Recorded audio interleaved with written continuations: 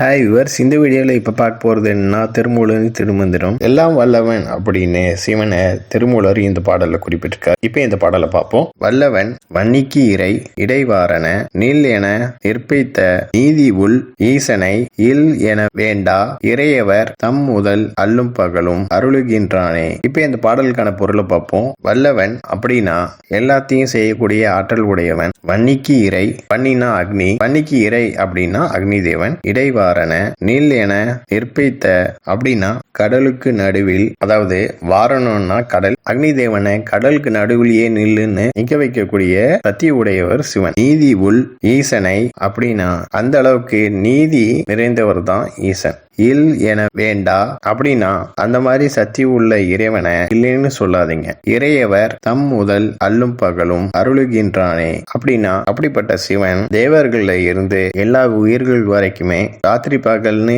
எல்லா நேரங்கள்லயும் அருள் புரிஞ்சுட்டு தான் இருக்காரு. ஓகே வேஸ், நெக்ஸ்ட் வீடியோ பார்ப்போம். இந்த சேனல் சப்ஸ்கிரைப் பண்ணுங்க, அண்ட் பெல் பட்டனை பிரஸ் பண்ணுங்க, லைக் பண்ணுங்க, ஷேர் பண்ணுங்க. தேங்க்யூ.